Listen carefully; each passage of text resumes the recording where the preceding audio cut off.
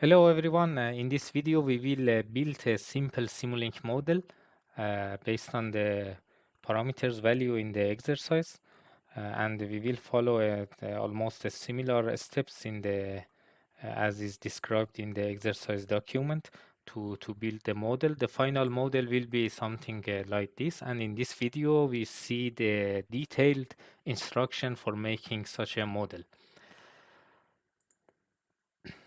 The model is built in 2022B version of Matlab. Let's open a blank model of Simulink in Simulink and save it and also name it. Let's call it M1 or Module 1 exercise.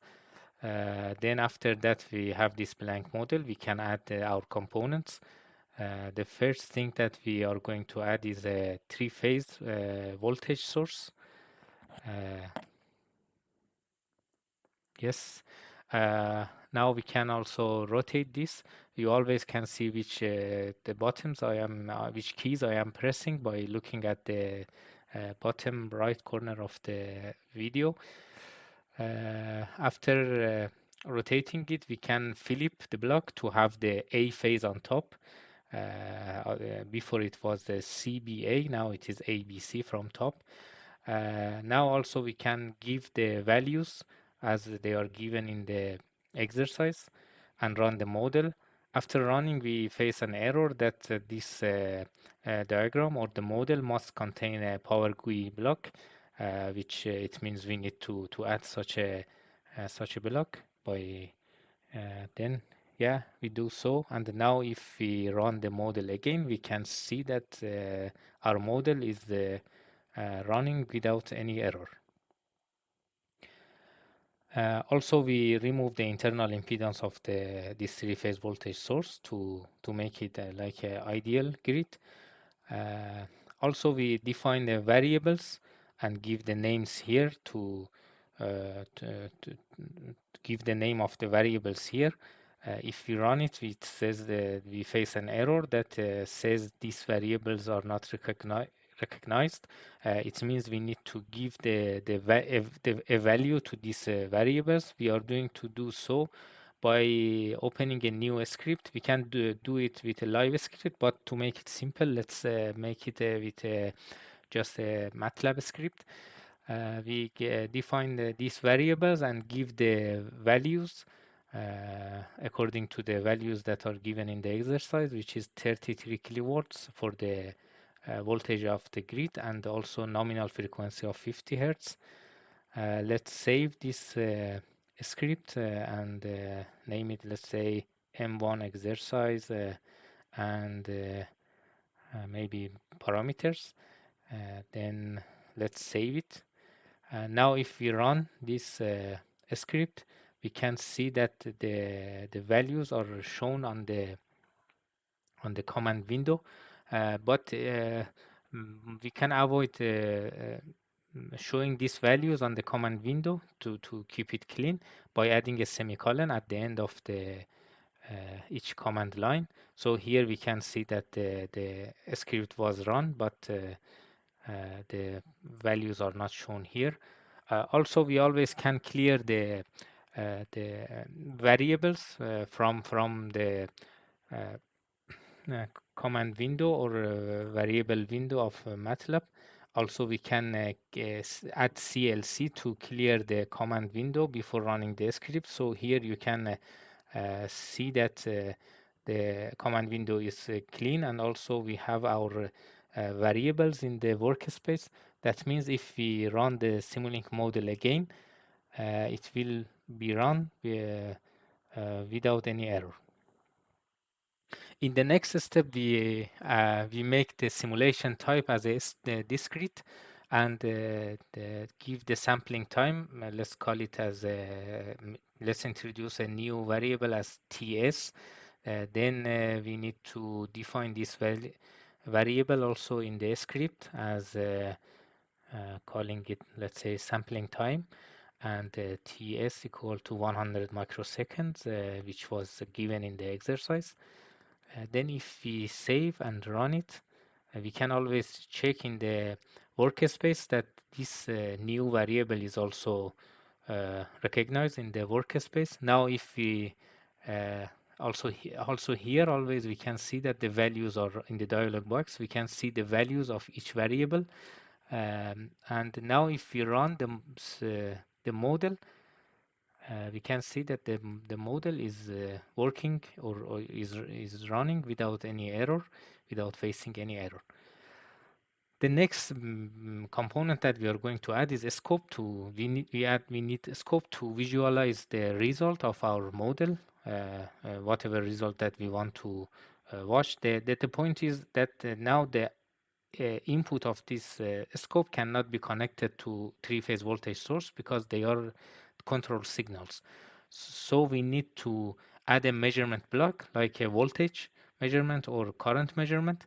Now let's say if we measure the voltage between phase uh, uh, A, B and A, the output of this measurement block can be now connected to the scope because it's like a control or measurement signal. But in this case, we are working with three-phase signals, so we can use this three-phase voltage current measurement block. Instead, we are adding that, and then we connect it to the voltage source, and if you open the dialog box of this measurement signal, we can see the parameters value, but let's try it in this step. Just let's try it. Uh, uh, Also in the scope, we need to set up the layout accordingly to have each signal shown on each on different on separate plot.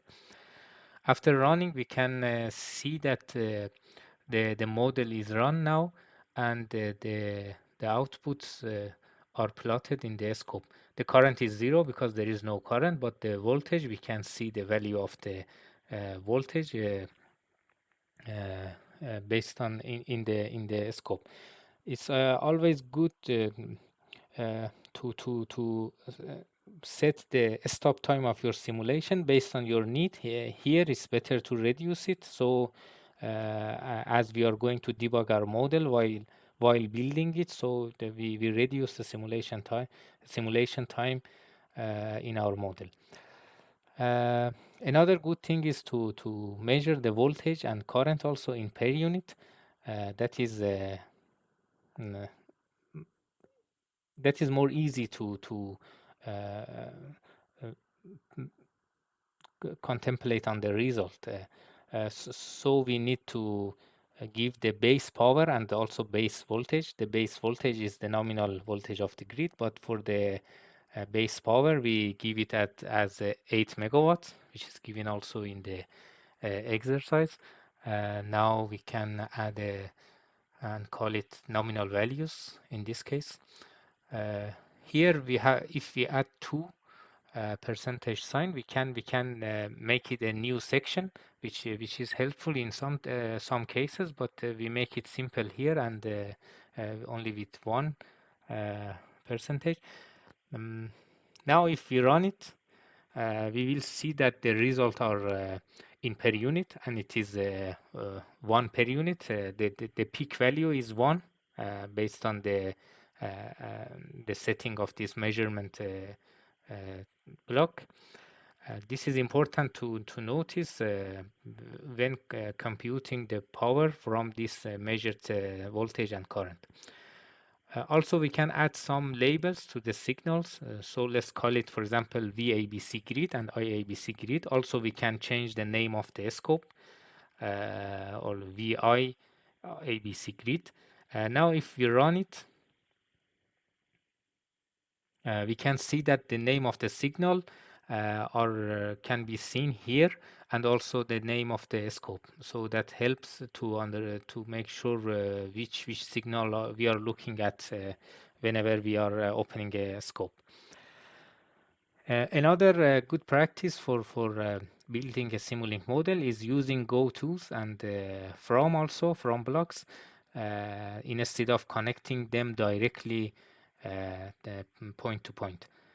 So we add two go-to blocks, one for voltage, one for current, and name these go-to blocks accordingly.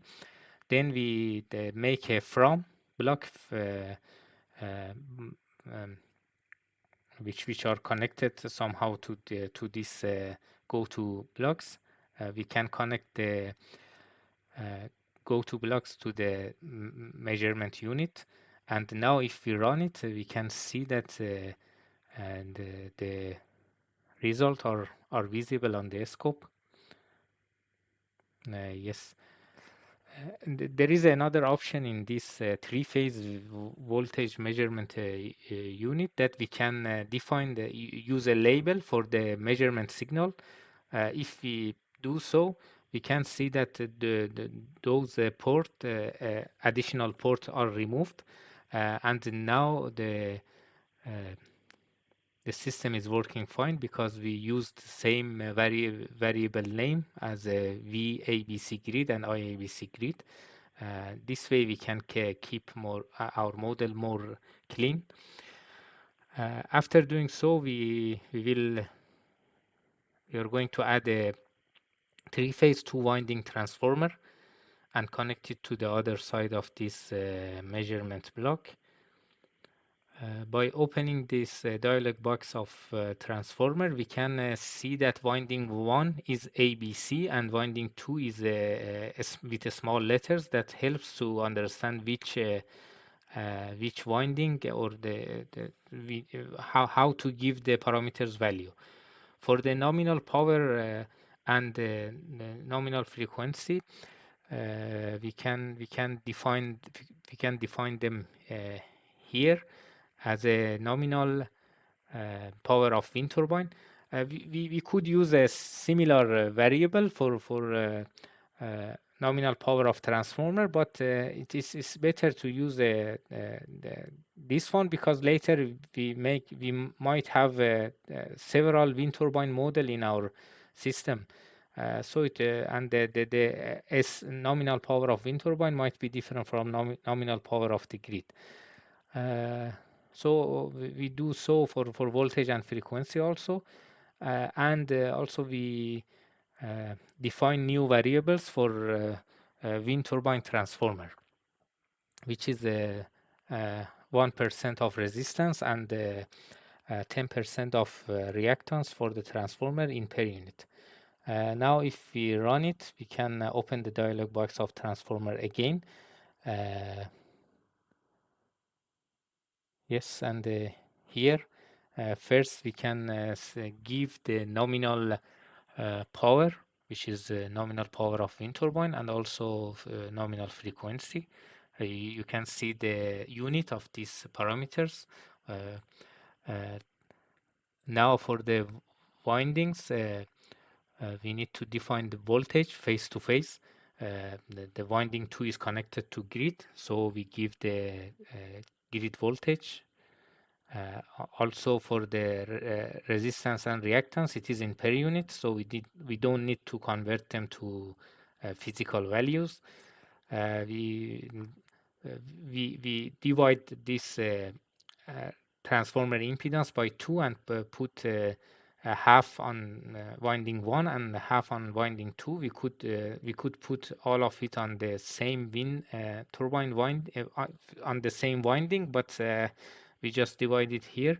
And for the voltage, make sure that the voltage is nominal voltage of the wind turbine on the winding 1, which is capital ABC. Now if you run the model and waiting to opening the scope, we can now see that there is a current. The current is not zero. The value is very small, but it comes from the transformer, magnetizing impedance of transformer. If we disconnect transformer, we could see that the current is again zero.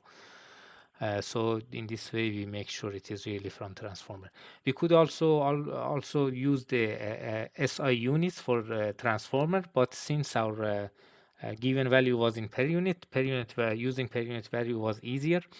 In the next step, we add another voltage current measurement unit to measure the voltage and current after transformer or on the other side of the transformer, and uh, we could use we could use a label here, but for wind turbine, as this is a part of the wind turbine, it's better not to use a label, because yes, let's first name this voltage ABC. But the point is that there is a tag visibility option in go to blocks that is helpful, and we want it to be local. So if we have several wind turbines, the different variables cannot will not be interrupting each other. So we can have several of this block, and simply we can copy and paste it. Then after this, let's add another scope for visual for showing the results or the measurement signals of the new uh, measurement block that we added. Let's yeah, name them according to the go-to blocks, and if we press OK, yes, it should work perfectly fine. We can also change the name of the scope. Let's run it.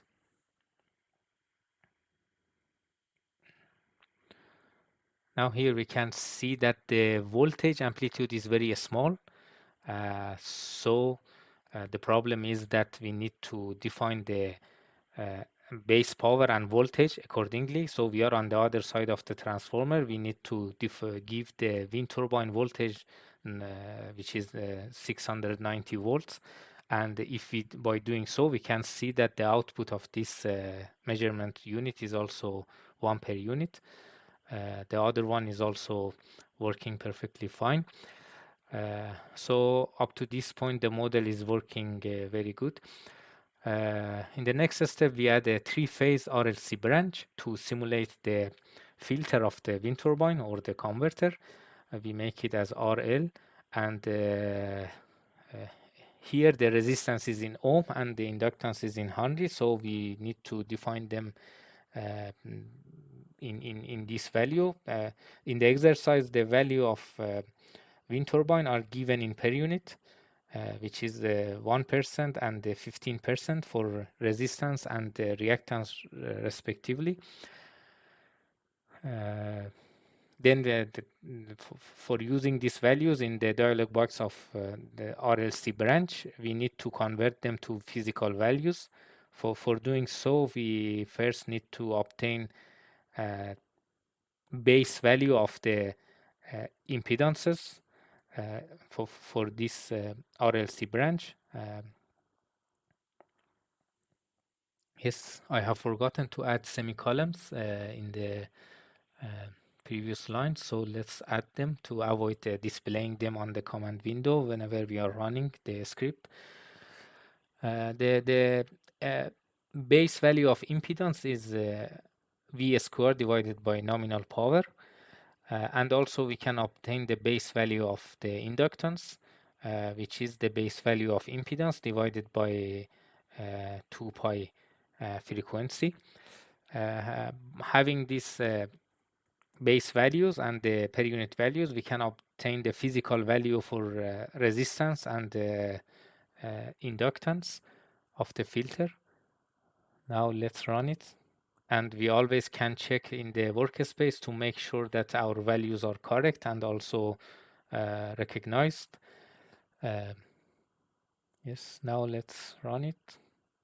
It should work perfectly fine.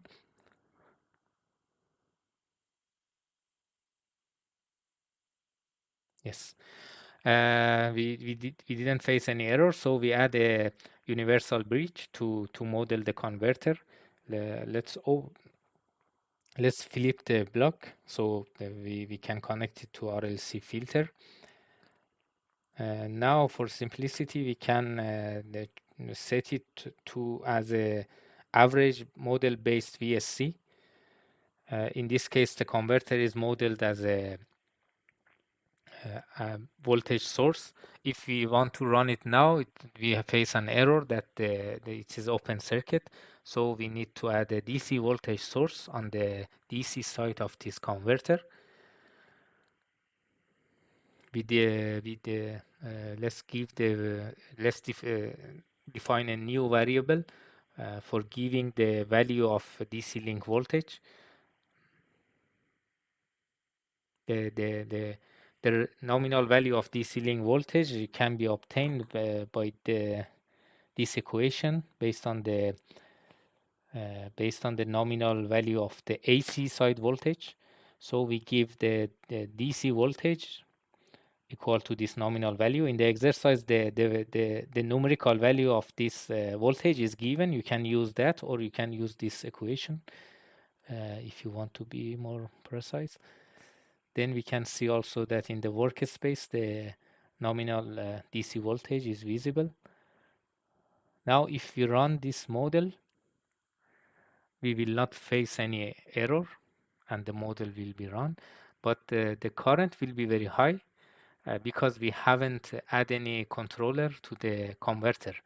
So we need to send these reference voltages to this converter. Since it is like modeled as an average voltage source, the input to this converter should be a three-phase voltage source in per unit. I am doing to build three-phase voltage by a sine wave from Matlab, and also adding delays equal to uh, one third of the time period to shift the signals by 120 degrees in this way. In the next step, we add a PQ measurement block. I have prepared this block before to save time. And if I open it, you can see it is built based on the equation that is given in the exercise. You can build it by using alpha ABC to alpha beta transformation and some product and some blocks. Let's add a scope also to visualize the measured PQ. For the input, I have given the measured signals at the wind turbine terminal. Let's increase now the simulation time to make sure that we see the steady state behavior. And now if we add increase the amplitude of the voltage at the terminal of converter, we can see that the reactive power is produced, or reactive power will become non-zero, as we can see here. Also, we can change the phase of the voltage. Now we increased it, so we expect that there should be a positive voltage, positive active power in the output as it is expected. So we can do this kind of test, and you can play always with the model.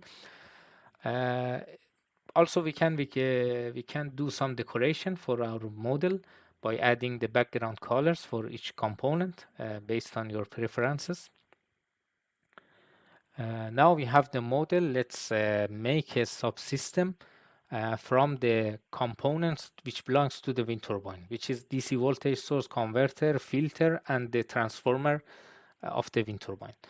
Now let's name this subsystem as a wind turbine. So we have now the wind turbine subsystem connected to the AC grid with a measurement unit in between.